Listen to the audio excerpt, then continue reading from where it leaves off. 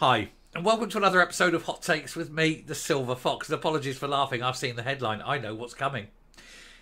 Stephen Flynn has opened his mouth and said something so hilariously bad, it's ridiculous. And I do hope at home you're wearing your special strong laughing pants, because you won't believe a word of what he's saying either. It is that funny that you're like, no, what? What? Is he on something? Maybe he's on a bit of, Mary Black's Colombian Kit Kat, who knows. But he said that after the election, only the SNP can protect Scotland's interests in the Commons. And of course, that's a load of rubbish for a start. You've got all the other MPs from Scotland in there doing exactly the same thing. And secondly, of course, there'll be a lot fewer SNP MPs in the Commons. But of course, it's a joke when you consider that, and I reported on this the other day, towards the end of last week, there was a private member's bill where a Scottish MP wanted to, Hanvey I think it was, wanted to get the bill to allow the Scottish Parliament to decide whether there'd be a second referendum or not. And there was this private member's bill, there was a debate and a vote. And Flynn and Mary Black, the leader and deputy leader of the SNP at Westminster, couldn't even be bothered to turn up for the debate. And then he claims he can protect Scotland's interests. What a joke. What a joke of a man. Let's have a look. Now, we know straight away it's a very bold and outrageous claim, and it's totally without any kind of merit. He can't protect Scotland's interests at Parliament, certainly not with the tiny amount of MPs he's likely to have after the next election, but also with the fact that there's all the other MPs from Scotland doing exactly the same anyway. What does he think he's going to protect Scotland's interests from? It's a weird thing to say, isn't it? In his Daily Record column, SNP Westminster leader Stephen Flynn says neither Labour nor the Tories will protect Scots from the cost of living crisis. It's not within their gift. They're not the ones that are causing all the problems around the world that's leading to all this inflation. He thinks it's the Houthis. Oh, the Houthis are attacking everything in the Red Sea. Must be Westminster's fault. Russia invaded Ukraine. Must be Westminster's fault. Iran attacks Pakistan.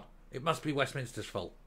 All these things go on. All these things are causing problems around the world. That's why prices are rising. And he says, oh, it's Westminster's fault. Stephen Flynn, get a grip, because either you are being deliberately obtuse in order to try and lie to people to say that it's Westminster's fault, or you really are that dim that you don't know it's not. So what is it? Are you a liar or are you stupid? We will never know. He's probably both. Anyway, you've got the heaters turned down in the rooms, but you don't use in the rooms you don't use. But that doesn't stop the bills costing a fortune. You nip round to the shops for some bread, and it's up again. You get back to the house, and the place you've worked so hard for, and the cost of keeping the roof over your head just grows and grows. The insurance, the bus ticket, the pint, it all adds up. He's saying, and this is Stephen Flynn writing this. Let's be clear. Stephen Flynn is writing this. The man is an idiot. But he's blaming all these things on Westminster. He says, instead, you see the Tories once again tearing themselves over how quick they can get folk onto a plane to Rwanda. OK, let's have a look at that. He's saying that there are issues, but they're doing other things. OK, Stephen, you look at the growing waiting list in the NHS in Scotland. You look at the failing education standards. You look at the lack of road infrastructure, the 100 years it's going to take to dual the A9. You look at the massive unemployment. You look at the problems with growth and housing. You look at all these things. And then you look at the SNP constantly going on about independence and trying to open up foreign embassies. It works both ways, you see. Anyway, he continues. The cost of their grim Rwanda policy will top 400 million, which is going to be less than the cost of building one jail in Edinburgh to replace Barlinnie. He says that not a single person has boarded a plane. Not a single prisoner has been put in the new jail. The sad reality, he says, is that there's an obvious solution here. Undermine the scumbag criminal gangs by introducing government processing centres in France and elsewhere. It's called creating safe and legal routes. This coming from the party that we recorded today, who want to close the prisons and release all the prisoners onto the streets. Is that safe and legal? You're on very shaky ground here, Beryl. He says the Tories won't do it, and here's why. Well, neither, of course, will the SNP. He says they want to use Rwanda policy to deflect from their failure to act on the cost of living crisis and the failing economy. It's straight out of the populist right-wing playbook, and nobody should be fooled into thinking otherwise. In much the same way as the SNP want to constantly push the grievances with the UK and their push for independence, rather than dealing with all the problems and that they have, that they've in many cases caused. He said Rishi Sunak called a press conference last Thursday to demand that the unelected House of Lords don't slow down or try to block his Rwanda plans. The irony of the Tories arguing with that, most of the quintessential British institution won't be lost on many. And the irony, of course, being that the House of Lords has got more Labour Lords in it than Tories. But again, he won't see that, will he? Because he's not very bright.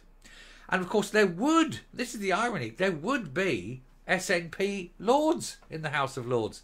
But the SNP have a standing role that they do not accept peerages. So they can hardly complain then when you don't get a say in the House of Lords. Anyway, he says more importantly, it was the Prime Minister's last press conference on the cost of living crisis. He said, when was it? He said, where is Sunak's anger and determination to put that right? The silence is deafening, and it's no surprise because the Tories just don't get it and never will. Okay, where's your last press conference on when you were going to reduce taxation for the people to help them? When were you last saying that you're going to increase and invest in the economy? You're not. It's only today you're talking about destroying the whiskey industry. Just last week it was the oil industry. You're already closing down Grangemouth. You've already wanted and indicated you want to close down the fishing industry. Don't be talking about what Westminster are doing when you are doing way, way worse. And they're only talking potentially doing it. You, Stephen Flynn, are part of the team that's actually doing it. So don't be getting on any high horse, because let me tell you, Mr. Flynn, it is a long way down. He says, he says, thankfully in Scotland we've got a government that does, and it's why the SNP is using the limited power it has to try and shelter you from the storm down south. Those who have kids will see them born into a baby box. Well, the sad fact is that those baby boxes end up being the only home some of these kids are ever likely to have because of the housing crisis that you've caused by your constant attack on landlords or on long-term and short-term leaseholds, and by making house building so difficult. You're making the whole problem worse. And then you cut 200 million from the housing bill whilst increasing the spend on independence. So if you want to talk about housing and things and social issues, perhaps you should look towards your own back door. Put your own house in order before you start criticising others. You are building an argument against Westminster on the shakiest of grounds, and it won't be long before your house collapses, Mr. Flynn. Your house is already shaking. Humza's on the way out. Your party's nearly bankrupt. Everything you do has been shown to be a failure. You're now wanting grown men to strip search women. You want the schools to teach children at very young ages all about sexual technique. You're a party riven with perverts, predators and pedos. So don't even start coming the cod about how good you are. You are a failed state and you are determined to take everything down when you go. So how dare you sit and complain about what Westminster are doing when the people of Scotland know full well if it wasn't for Westminster, Scotland would be a one-party, monolithic, Marxist, totalitarian state filled with hungry people. They'd have to build the wall to keep you all in because everyone would be running south. The man is an arsehole. The man is a liar. And he goes on. And it's about time Stephen Flynn looked to his own reflection. Look in the mirror. Because you can't like what you see, Flinny, can you? Your party is so destructive. So it's time you sat down, shut up, and fixed your own party's problems. Mind you, the people of Scotland will be fixing them soon enough. I'm coming up. He can't help himself, of course. He's got to attack Westminster because it's all he's got. The one thing he can't do is point to his own record, or the record of his own party, because they're both appalling. What's he ever achieved? Nothing. What's his party done apart from destruction? Nothing. They're filled with crooks, with liars, the incompetent, the morons. They're filled with the lowest piece of human scum imaginable. And he sits there and tries to become, look at us, we're wonderful, we're virtuous, we can save the people of Scotland from all the problems that we've caused for the people of Scotland. And you're going to do it by destroying their industries, by destroying their incomes, by destroying their futures, and by taking away the futures of their children, by cutting education, by cutting health, by making people's lives shorter. That I meant to say as well.